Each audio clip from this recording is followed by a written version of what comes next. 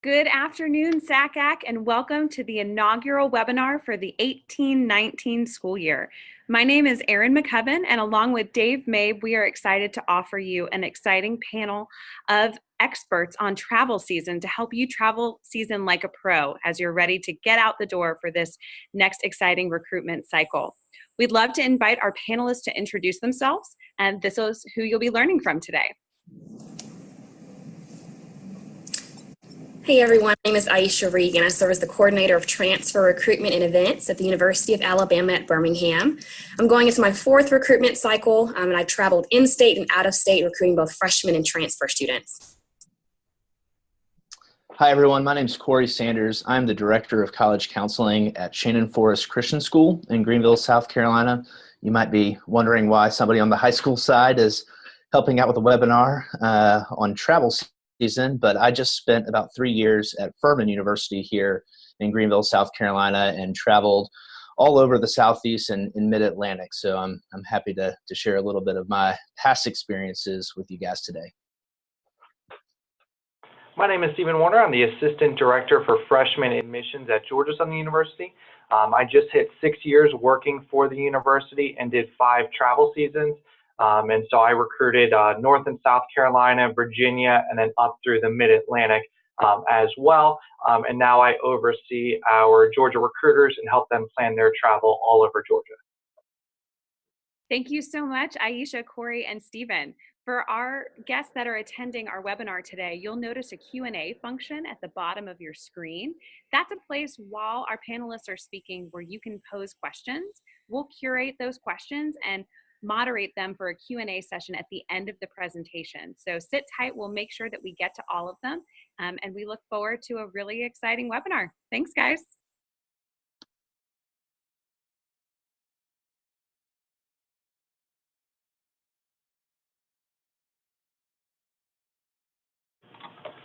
Awesome. So I am going to get us started here with our webinar. Again, here is your authors for today of the places you will go and the perks you'll get. And so just to real quick go through kind of what we're going to be talking about, the purpose of travel season, the preparation that is involved with it, what kind of events should you expect while you're on the road away from campus, kind of what are the work expectations, how do you balance your time while on the road, figuring out your travel routine, how do you take care of yourself but also get those rewards and perks while you're traveling, and then some tips and tricks, and then a fun little story at the very end. So to start off, really, what is this purpose of traveling, of spending weeks away from your family, from your friends, from your colleagues? Why do we hit the road so much? And so this really creates the enrollment funnel for the year. So you're going out, you're meeting as many students as possible, you're establishing relationships with the high school counselors, you're really trying to generate that excitement for everyone so that they come to visit campus, that they're interested in applying, that they can really see them potentially pursuing your institution. And so we really end up being the face of the university. I know that when we travel, I know I would meet recruiters and they'd be like, oh yeah, you're Georgia Southern. I'd be like, oh yeah, you're, Wofford. And that's how they knew, that's how I knew them. That's how they knew me. So we really are that face of the university and represent. And so this travel is a big way to create that funnel so that students are coming, seeing if this school is the right fit for them, and then hopefully going through the rest of the recruitment process of applying, going through orientation and enrolling at your institution. And then establishing the high school relationship with the high school counselors is huge. They are with the students every single day. So when you can update the counselors on new programming, new buildings on campus, new opportunities, they're the ones that know the students and will be able to share those opportunities with the students you're trying to recruit on more of a daily basis, and they act as a recruiter as well. So having a great relationship with them is huge. And so to prep for it, there's a lot that goes into it. We just wanted to share a couple things that can definitely help you get to to the travel season and make it the most that you possibly can. So typically we like to start off with any statewide calendars. I know we have a lot of recruiters that will be traveling in Georgia and in Florida. So Probe, that is the big calendar for Georgia. And so they set college fairs for you, so it's easy to go in there and pick which ones are going to be the best fit for you and for your initiatives and where you want to travel to. So looking at any statewide calendars that may do some of the work for you. They've already set the times, they've already set the dates, they've already set the events, so you just got to show up. So these are easy ways to travel to different areas or specific high schools. I love data. This is something that I didn't love when I first started in admissions, but we kind of learned to love it because it is how we determine where we go and how we do it, and why we are doing what we're doing. So if one of my staff comes to me and says, "Hey, Stephen, should we go to this college fair? Should I visit this school?" The first thing I always say is, "Hey, let's look at the data and see, have we gotten applications from the school? You know, what does the data suggest in terms of our relationship with that school in terms of numbers?" Now, that's not the end all be all, but that's a good starting point. Logistics, you know, do you have university vehicles? Do you have to rent a car? Are you flying? You know, things of that nature. And that's really, a lot of that may be working with your individual department on what that looks like, but making sure that those are set well in advance, so it's not the day before you're leaving, you're like, "Oh man, I need to get a hotel," or, "Oh man, I need to get a rental car last minute," but try and do some preparation with that and making sure you have all your travel documentation. If you're flying overseas, if some of you are international recruiters, you know, making sure you have your passport, having your real ID was super helpful because that'll be used to get you through airports and getting checked in and everything like that. And a lot of times now when you check in at a high school, they're going to ask for some sort of identification to make sure that they know who you are and they have record of that. So just kind of having that preparation and well in advance, making sure you have everything before you hit the road. And then with scheduling, if you've already looked at the state calendars, you know who you want to reach out to, you know what the data suggests, then it's, you know, reaching out to the schools and seeing, you know, do they, what's the best system to reach out to them. Some want you to email or call them. Emailing is always something that I recommend if they don't use rep visits or other online sign-up services. Emailing gives a paper trail for both you and the high school, so that makes it a lot easier. But the first place I would always look is rep visits. That's a great tool to be able to look up high schools, sign up right there, and I know the high school side loves that a lot. I know Erin opened it up about a month ago, and she's already had a lot of people sign up, and so she's a huge advocate for rep visits. And when you're working with a high school, ask for directions, ask for specific details. Where should I be parking? Do I check in at a specific area? What room am I going to be meeting with my students in? It is okay to ask for that details because then it makes your experience a lot easier when you show up to the high schools and you know exactly where to go and what the process looks like. So now I'm going to pass it off to Corey. He's going to talk about the different types of events and visits. All right, thanks, Stephen. So we're gonna spend a little time just talking about some of the there's my video. We're going to talk about some of the different events that you might encounter while you're on the road, and know that the three that we're going to touch base on today, they're probably not the only three that you might encounter. Every institution is a little bit different in how they travel. They have different types of events. Different ways that they approach travel season. But the three that we're going to talk about between college fairs and high school visits and interviews, I think are pretty standard and pretty common amongst most institutions. So we'll start talking with college fairs. College fairs are an incredible opportunity to meet with a large amount of students in a short amount of time. They really are a wonderful way to connect with students, and they don't all look the same. There are different types of these, whether they are school specific. So maybe one high school is putting on a fair just for their students, and maybe you're getting a chance to interact with students across multiple grade levels. They could be regional, just in terms of all the schools in a certain county are putting on a college fair. Sometimes you'll see just 2 or 3 schools will get together as well that are located close together. And then NACAC puts on fairs all over the country. These are typically very big college fairs, which are just absolutely incredible in terms of the sheer volume of students that you have the opportunity to meet. So just know that there are different types of fairs out there. As Stephen said, having some context and research in terms of what those fairs look like can really help you prepare as you go into those events. And like I said, it really is a great chance to meet with a large amount of students, and it's wonderful because typically they're hosted outside of school hours. There are going to be fairs that are hosted during the day. But one of the neat things about college fairs is that typically you're not going to run into the issues with students, having a test that day or missing class. The vast majority of the time, they're going to take place in, during a time period where students are really going to be able to attend and be there, which I think is great. And a lot of times these events are hours and hours long. And so you could be at a college fair for, multiple hours, and they can be long and they can be a little bit drawn out at times. And that's a normal feeling to have when you're on the road. But I can't stress enough the importance of really trying to connect with every student you meet. You're going to, depending where the fair is, depending, historically how you do in those certain schools or geographic locations, you may see a handful of students, you may see a lot. But I think it's important to keep in mind that for a lot of these students, this might be the only time that they have to interact with your institution.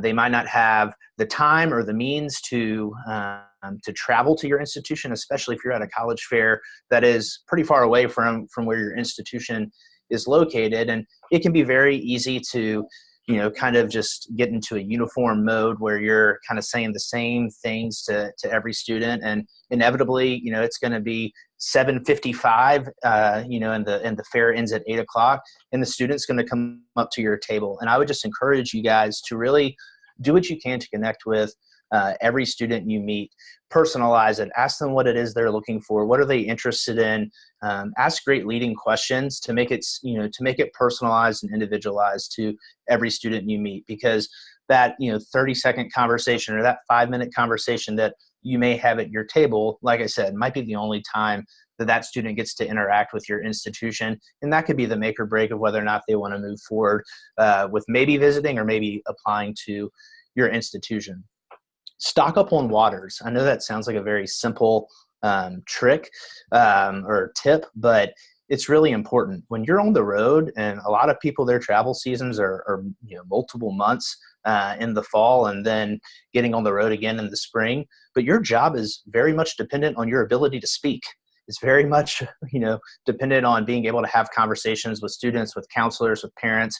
So stock up on waters, because having water is a great way to preserve your voice, to hydrate, which leads to good health, because it's really easy on the road to start feeling a little bit under the weather. So I can't stress enough, every time you're handed a water bottle at a college fair, take it. Even if you have like 3 sitting in your car from visits that you did that day or from the hotel, I can't stress enough the importance of stocking up on waters, staying hydrated while you're out on the road, especially when you're at a college fair, for 3 or 4 hours where you're just talking the entire time. That's very important. Take advantage of the dinners and the receptions. A lot of times these college fairs will, have some type of dinner beforehand. They might invite you for, a small bite to eat and a reception afterwards. It's really great when you're on the road to just know that your meals are taken care of. You might be particular about what you want to eat and where you want to eat, and that's fine. But a lot of times these schools go through, a pretty big effort to supply food and drink for you before or after fairs. It's a great way to relax a little bit before events start or unwind afterwards. It's a great way to connect with other colleagues who you might continue to see on the road, kind of like Stephen was saying a little bit earlier, but also it's a really great time to connect with members of the college counseling offices at those schools as they're around. And just a great tip: snag those mints, because I know you guys, when you're out there, you're all going to want to eat those wonderful salads to stay healthy. But I'm telling you, if they have red onion in there, your breath is going to stink. It's just the way it is. So grab those mints, keep your breath smelling good for all the students and families that you might encounter at that college fair. Stock your table. Every school is different with what type of literature they put out on their tables. I think some schools, are very simple. They have one or two different things they put out on the table. Some have a lot of different materials they put out. But it's a great thing to check with your supervisor, other colleagues, as to how they set up their tables. What do they put out there, and use your research as your friend. See how many students that you interacted with the previous year of that fair, and then plan accordingly in terms of how many materials you're actually going to bring, so that you don't get into that situation where you run out of materials with an hour left of the fair.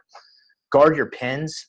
These students, they can be ruthless. They want your pens. They want to stock up on them. They want to have them in class. One of the best pieces of advice I got when I started working at Furman was to guard my pens. You want to make sure that you have the right utensils for them to, writing utensils to fill out IQ cards and things like that. So that is a great piece of advice. You don't want to get into a situation like I did my last travel season, where I was down to 2 pens before going to one of the busiest college fairs that I did every travel season. There's a guy that clearly took my pen. I realized I only had one left. I ended up having to follow him in the crowd and confront him and get my pen back. It's not a great situation. I highly suggest, one, bringing more pens than you need and guarding those pens and tell them, they can't have them. And don't be the first to leave. I know that kind of sounds silly as well, but once again, these high schools that are putting on these college fairs are putting a lot of time and effort into providing a space for their students to interact with colleges. If the fair ends at 8:00, don't leave at 7:45. Don't leave at 10 till, even if it's a slow fair. It's just respectful to stay the entire time. And you also, you don't know who else is at that fair. I've heard plenty of stories of people who, we're not seeing a ton of students at a fair, and so they just decided to pick up and leave 20 minutes early. And that gets back to their office. This world of college admissions, it seems big, but in a lot of ways, it's really small. So don't be the first to leave. Stay till the fair ends. It's just a good practice to have as you're out on the road. High school visits, transitioning out of college fairs, are another great way to meet students. It's really cool in our job to be able to have college fairs and high school visits both, where you have the chance to actually go into the environment of the student, where they're comfortable, where they go to school every day, and to connect with them there. I think that's a really unique opportunity. High school visits are great. You're probably going to see less students than you would see at a college fair. These visits can look very different as well. A lot of times you'll see visits in a classroom or maybe a meeting space or a meeting room within the Office of College Counseling at the school that you're going to. And those are going to be very personalized. Typically, you're going to have a smaller amount of students there. And sometimes you get set up in a lunchroom, and that's just the way that schools can most effectively host college representatives. And a lot of times that can look very much like a college fair, like we just talked about. You might be set up at a table, and you'll be there for the 2 or 3 lunch periods that the school has that day, and students can kind of come and go as they please, just like they would at a college fair. So I think, once again, Stephen hit on this a little bit when he spoke. Don't be afraid to ask schools questions. What is this visit going to look like? Do I need to bring a tablecloth? Do I need to set up a table like I would at a college fair? Or am I going to be, meeting in a classroom or another room on your campus with students. You don't want to show up unprepared. So asking questions is always great. And knowing that the difference between a more traditional classroom visit versus a lunchroom visit can look and feel very different. And inevitably, depending on the school, I mean, you might have some visits that are small with a handful of students. You might have visits in schools that are very popular. Your institution is very popular, and you might pack out an auditorium depending on what who your institution is and where you're traveling. But know that those visits go very differently. The way that you're going to meet with 2 or 3 students is going to be very different than the way that you meet with 50 students. And so understand that you have to kind of tailor your visit and your spiel and what you're going to talk about to your audience. Smaller visits are great because you get the chance to really ask questions and figure out who's in the crowd, why they are interested in your institution, why did they show up today. So those are great. And then, in a lot of ways, I think when you're doing large visits with, 20 plus students, a lot of you probably do information sessions on campus for your daily visits and campus visits, things like that. That's probably more of the approach you're going to take when you're working with larger groups in high schools. And inevitably, there are going to be times where you go to a school and you're going to have no students signed up. And hopefully in those situations, you will have the chance to meet with somebody in the college counseling office. Stephen talked about building relationships with counselors and connecting with them, thanking them for even allowing you the chance to be there regardless of how many students show up. But that time with the counselor can be just as vital and just as important as your time with the students, because the students are going to go through their junior, their senior year. They're going to apply and move through the cycle. A lot of times the counselors are there, have been there for a while, are not planning on leaving anytime soon. They know their school, they know their students, and they really want to get to know you and know your institution better. The more you can build rapport with counselors, the better and more effective the process can be. Obviously, people who work on the high school side, they want their students to get into college. They want them to apply to good schools. They want them to go on and be successful. And those of you on the college side also, I mean, you want students from those visits and from those schools to apply to your school, and you want them to enroll at your school. But everybody should be in this profession to help students find the best fit, whether that's your institution or not. In a lot of ways, you're going to be able to get to the bottom of that with students by connecting with those on the other side of the desk. And, we're going to be pretty honest with you, and we're going to tell you, honestly, what we think's going on with a student in terms of your school. We want to have those conversations. So building that rapport is really great.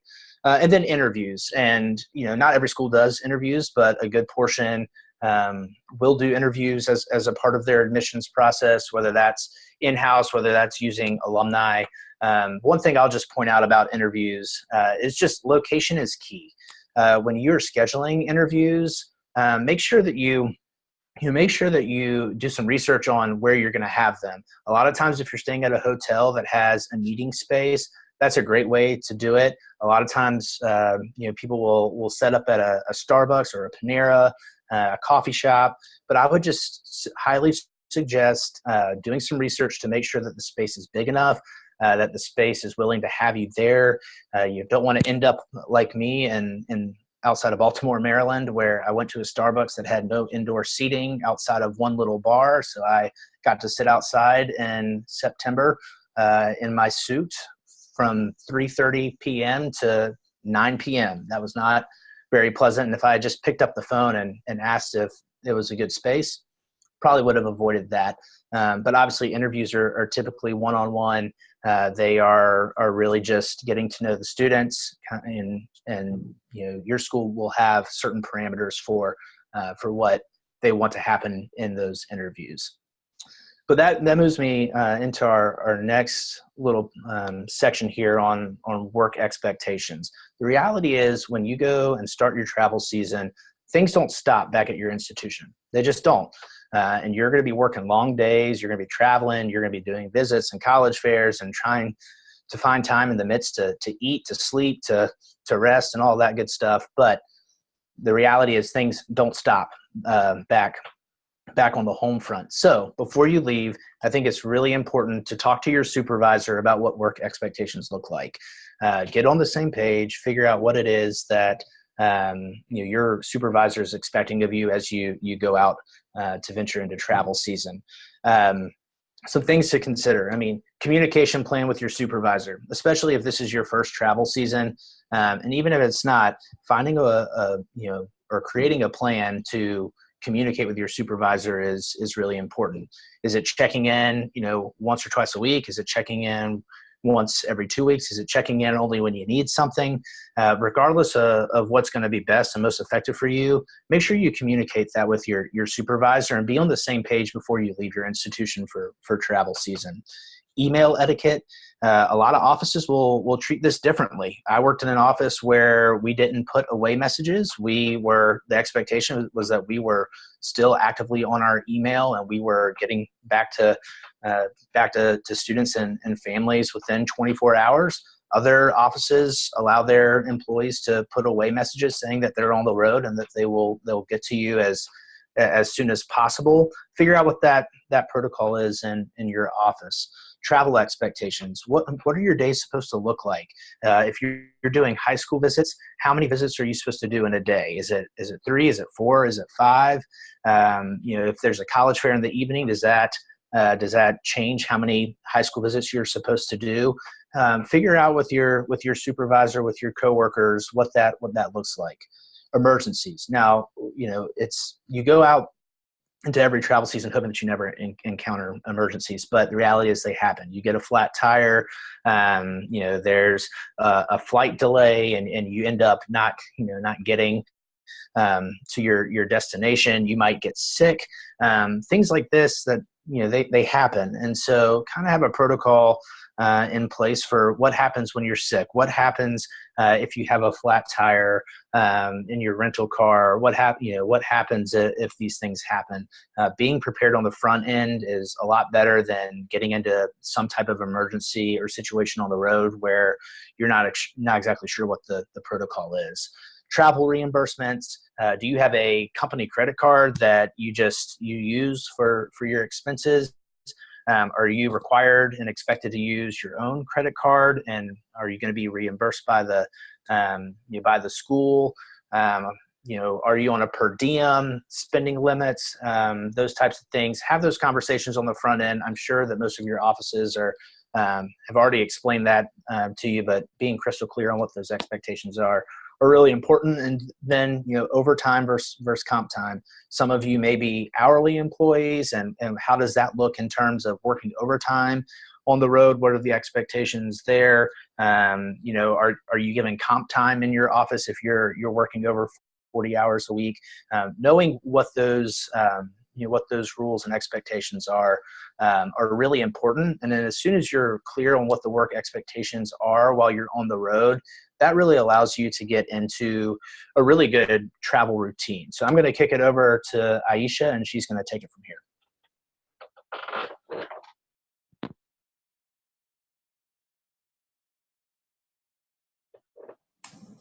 Thanks, Corey. So Corey said it best, truly, that things don't stop when you get on the road. So it's really important to establish that routine before you leave the office, figuring out the best way that you're going to be productive as you're on the road. So again, things don't stop. So when will you answer your emails? When will you respond to your phone calls and voicemails? When will you respond to those contact cards maybe you've received at a college fair or a visit? Really establishing that routine early kind of gets you into a habit of doing those things while you are away from the traditional office. So that really comes into, are you a morning person? Are you a night owl? Some people wake up and like to answer emails. That doesn't work for me. I like to come home from the college fair and sit in my hotel room and answer those emails and get to that. But with that being said, understanding that no 2 days are going to look the same. You have to be flexible, you have to be patient, and you have to kind of take each day for what it is. There will be days that you get stuck in traffic. There will be days that your hotel room isn't ready. And there will be days that the counselor has forgotten that you're even coming to the visit. So being flexible and understanding that no two days are going to be the same, but there are still things that you have to accomplish each day as you're going throughout travel season. And with that also is finding a way to be organized. So what works for me probably doesn't work for Corey or Stephen. So you have to find a way that you can stay organized. There are a lot of things going on during travel season. You're visiting high schools, you're going to college fairs, maybe you're reading applications and scholarship applications, and trying to find a way to keep all of that organized can seem a bit daunting and challenging at first. But once you figure out what way works best for you is really the way that you're going to be successful. So whether that's a calendar or some type of to-do list every week can really make all the difference in the world as it relates to organization. And I mean this also just literal organization as well.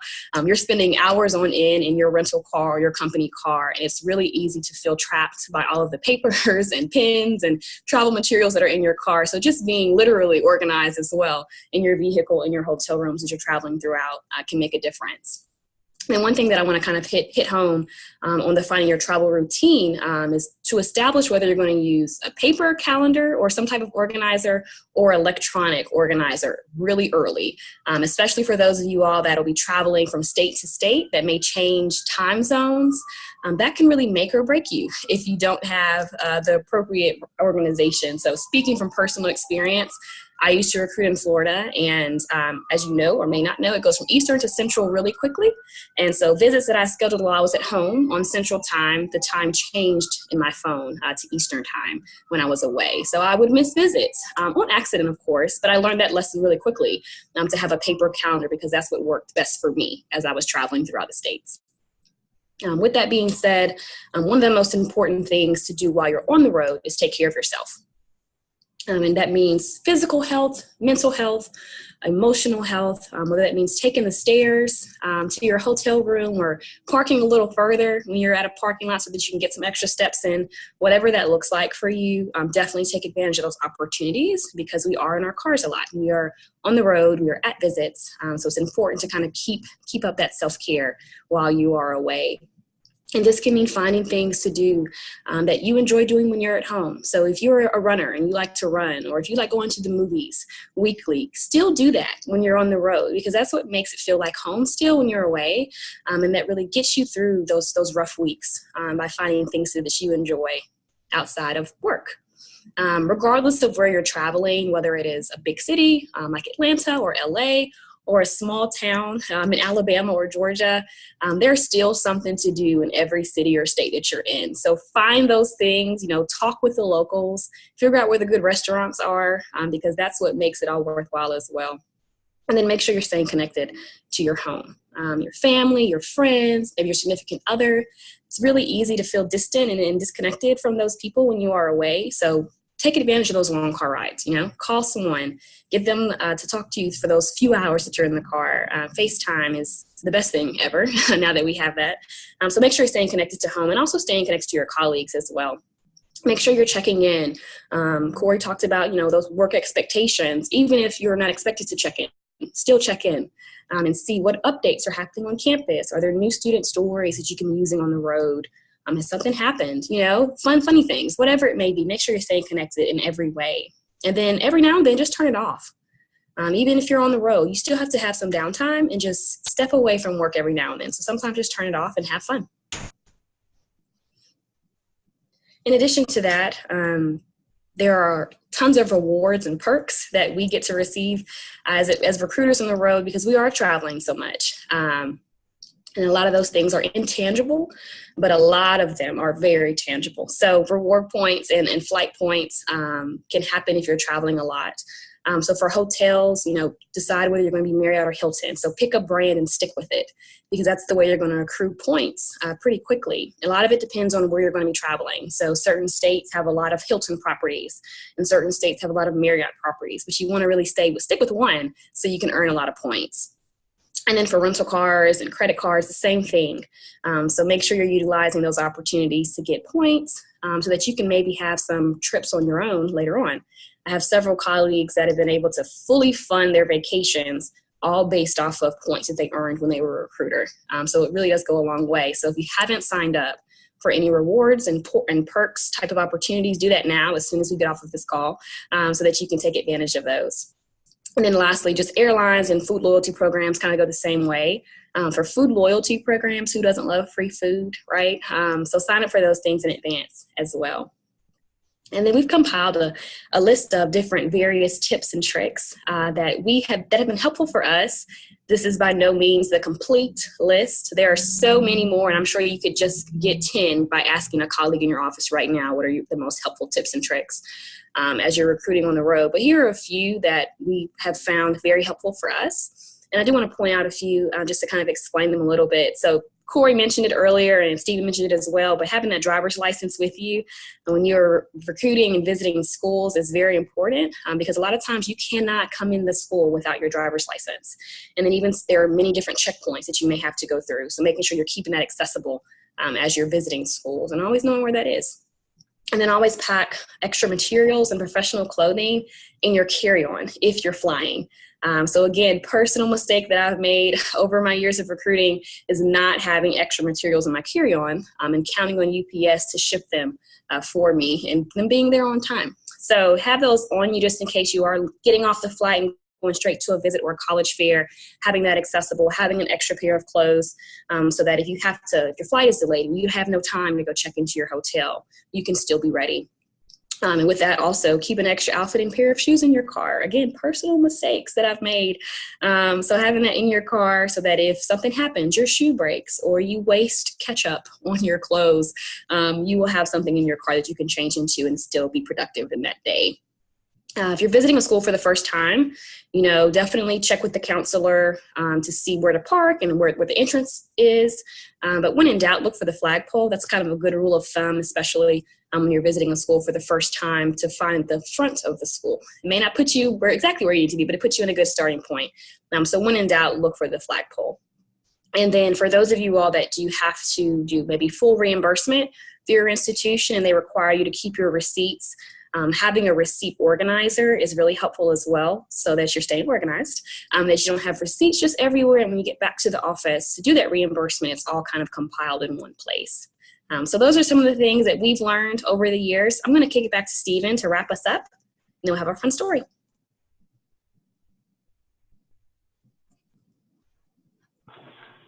Okay, so we have some things to remember here. And so right now, there we go. Perfect. So things to remember. Give yourself a year to learn. Don't jump in thinking you're going to know your territory backwards and forwards in all your high schools. This is a time to learn, and then your second year, you're going to feel way more comfortable and really know your schools, your counselors, and really then be able to start perfecting that travel schedule. So the first year is going to be a lot of trial and error, but you can definitely do it. The admissions world is small. So Corey and I met about 3 years ago up in New Jersey, and we've stayed in contact ever since, kind of by accident because we kept going back to the same fair. Then we started going to conferences together. And so it's a small world. So now, I now have a connection in Greenville, South Carolina, at a great high school because of the admissions experience that we had while traveling together. So build relationships, establish relationships with everyone that you come in contact with, whether it be other admissions counselors, especially the students that you're meeting, because you want them to feel connected with your institution, but also with the high school counselors, as we said many times. There's a lot of people to meet. Yes, there'll be a lot of alone time and downtime while traveling, but you'll also have tons of amazing interactions and lots of people that you'll be able to meet, and hopefully, with that, business card holder that Aisha told you about, you'll be able to keep their business cards and reach out to them if you ever want to present at conferences or learn more about your territory from someone that's traveled there before. We love to help each other out. Yes, we want all the students for our school, but we understand that it's best fit, and we want to be a great resource for other colleagues at other institutions because we're all friends and we understand what we're going through. And then take care of yourself. If you're staying up super late and then having a college visit at 8 a.m. or 7:30, depending on the school, and you're exhausted, how energetic and how exciting are you going to be for the students? Probably not very. energetic, and the students aren't going to, thrive off that. So take care of yourself so that when you're meeting with the students, this is going to be your time to shine and really showcase your institution in the best way possible, so that the students are pumped and want to come visit, and that you're just the best representation of your office, your department, and your institution as a whole. So that is the main presentation that we have for you, but we have a fun story that Corey kind of put together, and so we're going to read that to you and then open it up for Q&A. All right, so we're gonna stick with the Dr. Seuss "Oh, the Places You'll Go" theme, but we'll go ahead and dive right in. Congratulations! Today is your day. You're off to your travel season. You're off and away. You have brains in your head. You have feet in your shoes. You can steer yourself to whichever Starbucks you choose. You're on your own, and you know what you know, and you are the counselors who will decide when and where to go. You'll look up and down streets, look them over with care, and about some you will say, I don't choose to stay there. With your head full of brains and your shoes full of feet, you're too smart to schedule your interviews on any not-so-good street. And you may not find any you'll want to go down. In that case, of course, you'll book your hotel in another part of town. On the road, things can happen and frequently do to people as energetic about their schools as you. And when travel season starts to happen, don't worry, don't stew. Just go right along. You'll start racking up rewards too. Oh, the places you'll go. You'll be on your way up. You should go see the sights. You should join the locals for dinner where they eat on most weeknights. You won't lag behind because you'll have the speed. You'll pass the whole gang because this SACAC webinar taught you how to succeed. Wherever you fly, you'll board with the best. Wherever you stay, you might get a room upgrade for a better night's rest. Except when you don't, because sometimes you won't. I'm sorry to say so, but sadly it's true. That flight delays, car troubles, sketchy hotels, missing visits, missing flights, missing your dog, missing your mom, missing real eggs, not hotel eggs. It'll happen to you. You can get all hung up in a prickly perch when kids don't show up for your visit, and you'll be left in a lurch.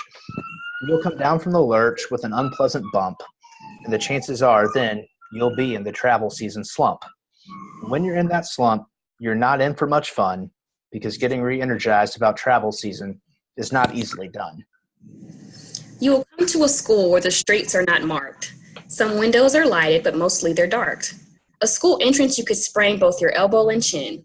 Do you dare skip the visit, or should you go in? What do you have to lose? What do you have to win?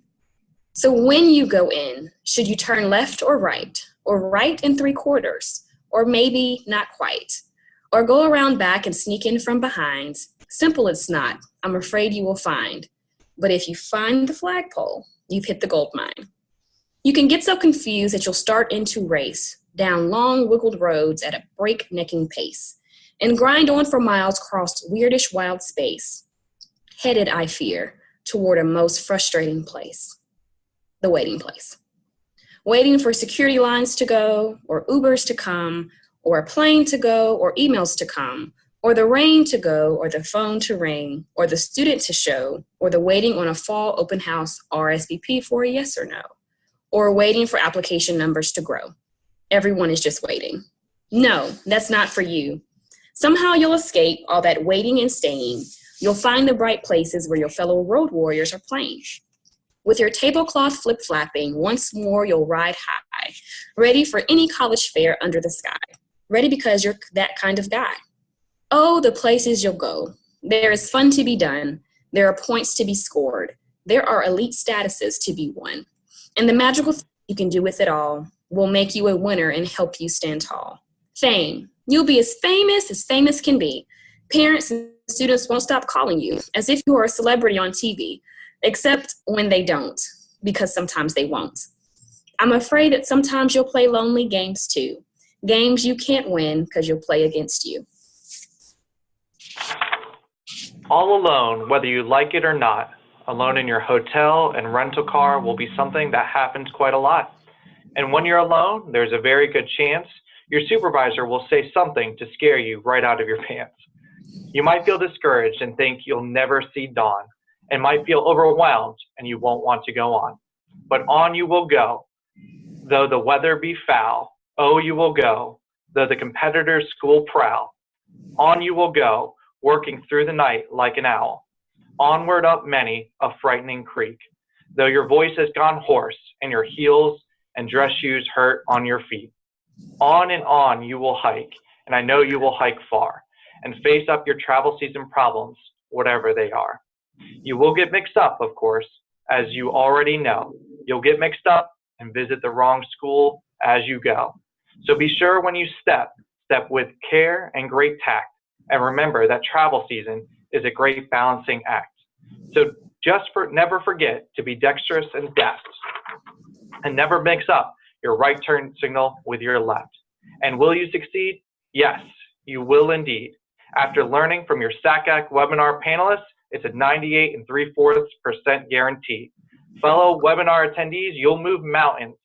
So be your name Buxbaum or Bixby or Bay, or Mordecai Allen Van Allen O'Shea. You're off to great places. Today is your day. Your travel season is waiting, so go get on your way.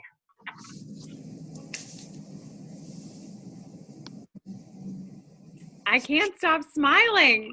That's so great. That is so great. So for those of you that don't know, Stephen, Corey, and Aisha have the opportunity to present this presentation at Dry Run this summer in front of about 130 faculty who were going out getting ready for one of their first travel seasons. And the session was such a hit, we asked them to come back and to repurpose it for a webinar. And the whole audience was roaring after that beautiful, beautiful prose, which was great. So thank you guys so much. Thanks. We're going to jump right into some questions. So if you're attending today and you have a question that's come to mind, please go ahead and drop that in the Q&A box while we get started. So the first question that we have, and I think this resonated with me a lot as well. When you're on the road, the idea of making friends is really important. And you guys all shared some personal stories about people that you've connected with over your time on the road. What's a really practical way that you made a friend? Like, what did somebody say to you? What did you say to them? How do you actually broach that? Yeah, I think Corey kind of hit it perfectly. Those dinners before and after college fairs are a really easy way to make friends, because I guarantee you there's somebody else there that's in your shoes that is their first college fair as well. So the most practical way that I've made a friend is literally just by saying hey in the food line, because like they want to talk to someone too, like someone else is lonely too. So just going up and saying, hey, like we are all in admissions. We get it. We need to be support systems for each other. So no one's going to look at you crazy if you're like, hey, I'm Aisha and I work at UAB. That starts the conversation right there. Then a colleague and a friend. Some of my best friends have come from recruiting on the road. And I think a lot of people agree with that statement, but that's a really practical way. I know it feels weird, especially for introverts like myself. It's kind of weird sometimes, but it's very practical and it's not weird at all. And another practical way is to ask them where they were that day. Where did they visit? What college fairs have they done that week? Or what are their travel plans the rest of the week? Because it's practical. They're going to have a response for you, which is great.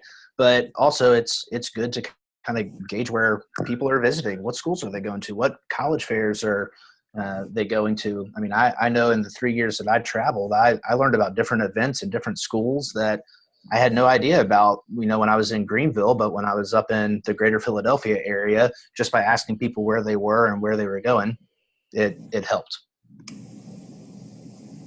So probably the most coveted question we've gotten is, are you a Marriott? Are you a Hilton? Are you SPG? Like, where do your loyalties lie?